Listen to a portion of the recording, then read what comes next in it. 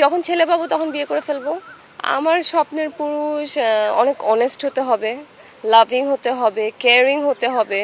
সাম্প্রতিক সময়ে সামাজিক যোগাযোগ মাধ্যমে আলোচনায় থাকা ছোট পর্দার অভিনেত্রী ও মডেল সৌমি এবার তার ব্যক্তিগত জীবন ও পেশা নিয়ে খোলামেলা কথা বলেছেন।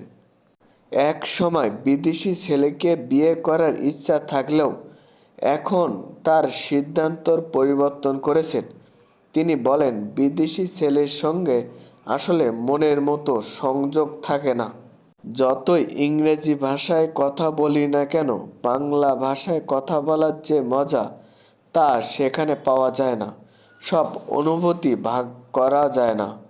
অভিনেত্রী জানান, আগামী বছরে তিনি বিয়ে করার পরিকল্পনা করেছেন। তার পছন্দ এখন দেশি ছেলে। তিনি বলেন, আমার পছন্দ দেশি ছেলে। একটা ভালো দেশি ছেলে দেখে বিয়ে করে ফেলবো। আপনার সবাই দাওয়াত খাবেন।